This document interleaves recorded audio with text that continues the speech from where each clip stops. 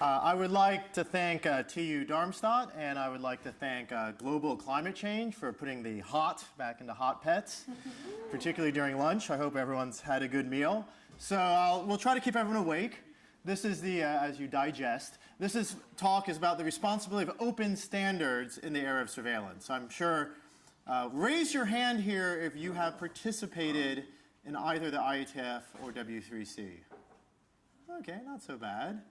Raise the hand here if you have if you've implemented an open standard. Okay, a bit more. Raise your hand if you've been traumatized by working with the standards body. Okay, yeah, looks like that's the majority vote. Okay, so we're going to kind of talk about this. I hope we have lots of questions. So one question is, what is an open standard? And a lot of people say, oh, these standards bodies are, why do you even need it? Well, I think to understand why open standards are important, it's important to understand what open actually means. So it has quite a few different definitions. But you have to remember, open standards are in contrast to closed standards. So how many people here have ever had to do very low-level SQL implementation? Okay, and then you have to realize that you have to pay to download the SQL spec, and you go to BitTorrent because you're looking for a SQL spec, and no one's seeding the SQL specs. So actually what happens is that traditionally, believe it or not, standards happen in closed environments with voting and nation states, and it was very little input from engineers who may have not been the best. And so the internet and the web after that said, well, we should have open standards as an open collaborative process. We should get wide review from the planet. And the one thing that standards actually do quite well, I think it's inarguable, is we give names and numbers to things that everyone's already doing. So you say, oh, I want to do HMAC. What do you really mean? How are you doing it? Well, there's a spec, has a number. You can read, if it's well written, understand what's going on. We ideally, although it's hit and miss, provide interoperability testing. So if someone implements a spec and you implement a spec, they should interoperate. And then there's a bunch of legal stuff, which we're also going to touch on. Open standards prevent companies from being accused of antitrust, and they have, depending on the standards body, some amount of patent protections. That's what an open standard is. It is also an exceptionally slow and painful process. And so there's this great blog post. How many people here have read it? Okay. Actually, not. Well, everyone should read this blog post by none other than Moxie Marlinspike of the Open Whisper Signal team. And he has a very interesting argument. Old friend, he basically argues the ecosystem's moving and that at this point, open standards actually hurt or could hurt deployment. And it's actually a very convincing argument, and I think it's worth taking seriously. Does extensibility hurt deployment? You can't control what's on the other endpoint. And so XMPP is a sort of classic case of this. The deployment of OTR is a classic case of this inside XMPP. One of the clear advantages of something like XMPP, if you go back to Dan's talk, his discussion of Signal, is that it is decentralized. You can have names, identifiers. You can run your own XMPP server, so you can't have jabber.cc.de talk to jabber.org. But the question is, as the internet centralizes more and more, and as more people are essentially inside of proprietary platforms, is decentralization even a realistic strategy at this point? And maybe we already got the decentralization we need. Everyone has a mobile phone. They have address books. They can move them between Androids and different devices. Maybe that's the portable social graph that we've all been hoping would happen. Another, biting criticism is that open standards slow down innovation, right? So, if you're stuck in this mailing list talking for 3 years before you implement, the world may have moved. And now we are in a period, particularly in the app space, where there's lots of really fast innovation. And second thing, there was a theory, and it's true, I think, depending on where you are and who you're deploying to, that if you want to reach users, maybe standards is the way to do it. If you want to go through a web browser, unless you're Brendan Eich, you're like, I'll just make a new web browser or fork one. If you want to put stuff in existing web browsers, you have to go through open standards. But that may not be the case. If you have certain market sectors, Gmail for email, WhatsApp, for example, messaging, that maybe it makes more sense just to deploy the protocol at the key points where there's already millions, if not in WhatsApp's case, in Gmail, billions of users.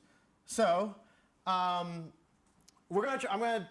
think all those points are serious, and they are true to an extent, but I think there's also a case to be made for defending and working on open standards. And by the end of this talk, we're going to try to get to the point of not only do we know when we should work on a standard, but we can also explain when your technology X, your crazy new mixed networking thing, or whatever you're working on, is ready for standardization.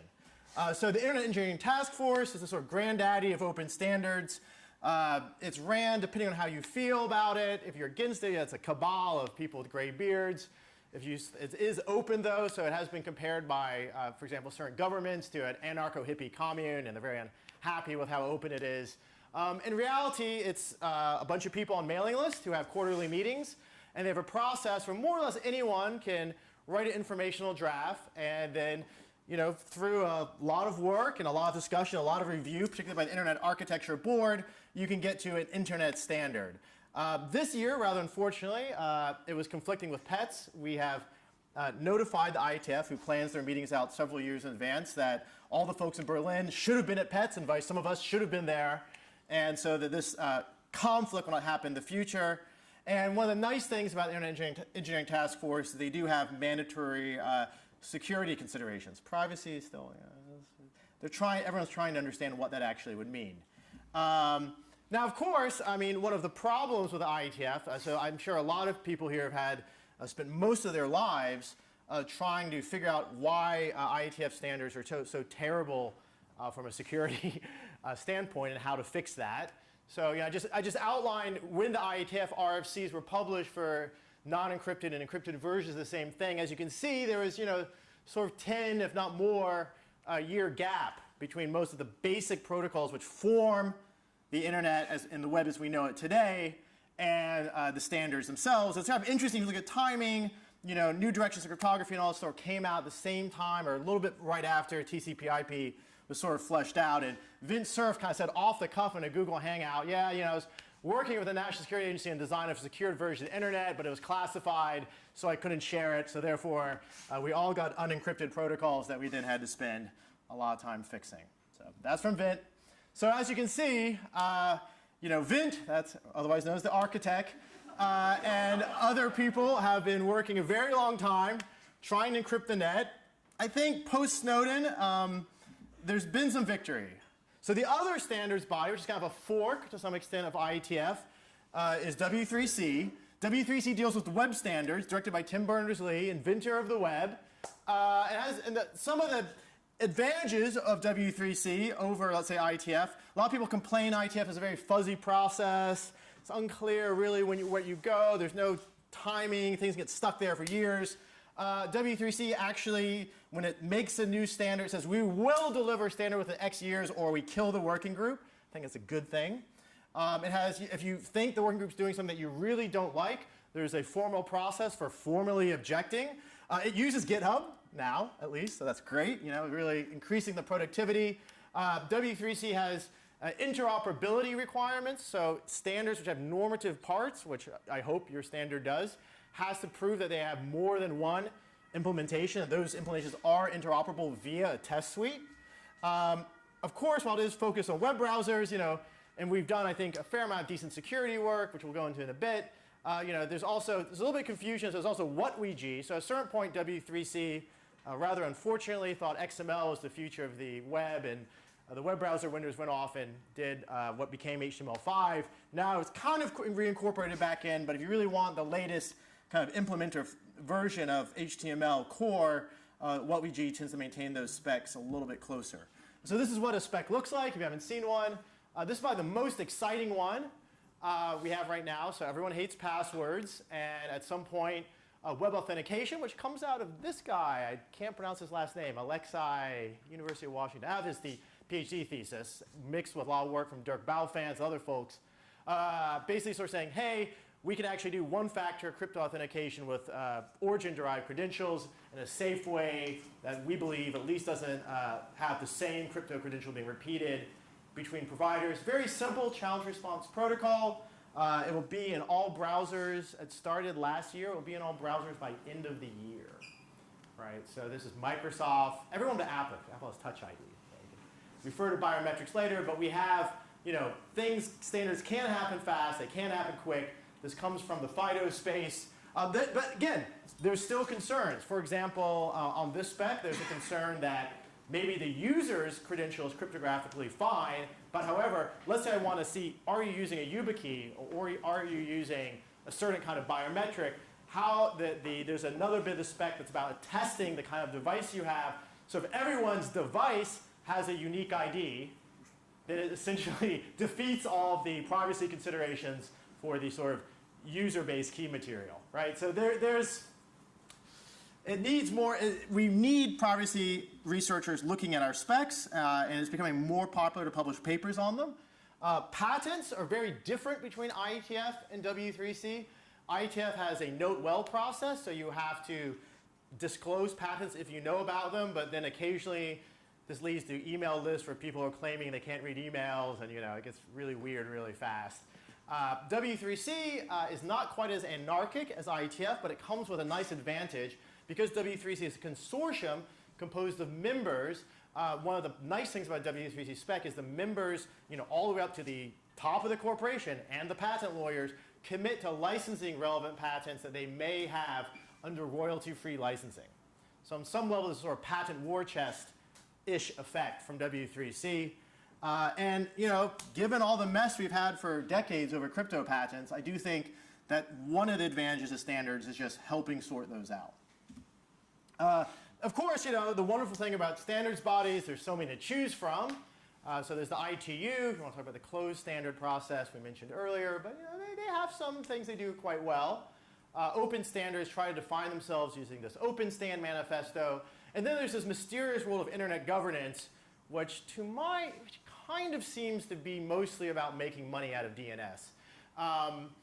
Which of course ran by ICANN, civil society, goes to the Internet Governance Forum, and then you have kind of like local Internet Governance Forum things in Europe. You have some Europeans here, you have Eurodig. So I just want to bring up a few points of good things that standards bodies have done. So IETF is now, has recognized mass surveillance as attack, pervasive monitoring as attack. They're reversing the traditional crypto flow from NSA to the community, and you're seeing developer open source stuff from the open source community, Curve 25519 from DJB, being worked on as standards, being put in a TLS, and you're also seeing human rights considerations, the IRTF human rights consideration protocols, and not only going to have security reviews, but you may even have human rights reviews of protocols. But you also have bad things, right? W3C, doing great work to defend against cross-site scripting attacks. At the same time, Claudia and friends discovered the Battery API privacy leak, WebRTC busting VPNs, emails coming from Iranian human rights activists who are saying, please, we're being tracked using WebRTC, it's busting our VPN, and engineers saying we don't like this as well, but our management is telling us that it's more important for corporate users to make local phone calls over IP on their VPN, using a VPN, than defend human rights activists. And so in the most perhaps big one right now, DRM, encrypted media extensions, so digital rights management, being put already in everyone's browser via more or less a silent update unless you've torn it out, and it will become an official standard by September.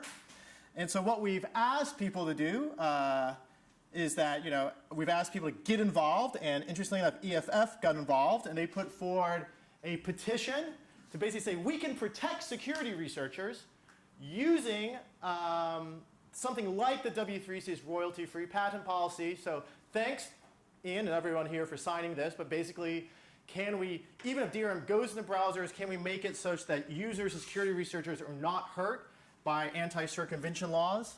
That would be great if we could use standards to make that happen. But then, everyone really likes to watch Netflix, even if they complain. And then we've had street protest over this, but I do recommend that you read the W3C's response. And lastly, I want to point out that I do think it's time that working with standards that we become a little bit more political.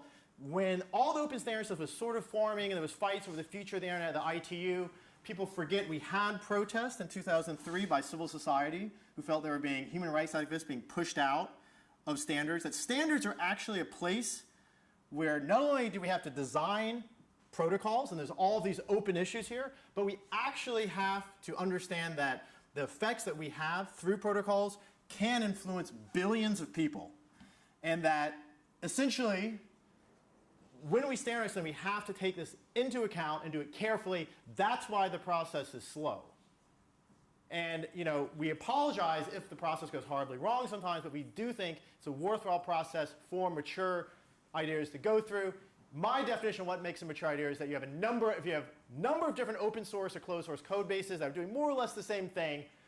You have actual products with users, and some of these users could be in very high-risk areas, and you want to increase the deployment, and you want to really go through and make sure the privacy and security concerns are correct, and you want to make sure there's no patent concerns. You should go through a standards process. However, there's so much you could standardize. Key discovery, secure messaging, blockchain area is a bit of a mess, software updates, and there's a lot of, there's new things to standardize, but we also desperately need you to help defend old standards, TLS 1.3, OpenPGP, web authentication, DRM, human rights considerations, just monitoring the cryptographers in the Crypto Research Forum. We don't have enough independent, neutral academics, particularly those sticking up for human rights, working in these areas. So here's some links, and I do think that essentially the response to my good friend Moxie should be yes, standards do not mean instant success. Yes, it can hurt deployment. However, there's certain points when it's necessary and it can help. And really what makes a standards process work or not work is not the process. It's not the magic number.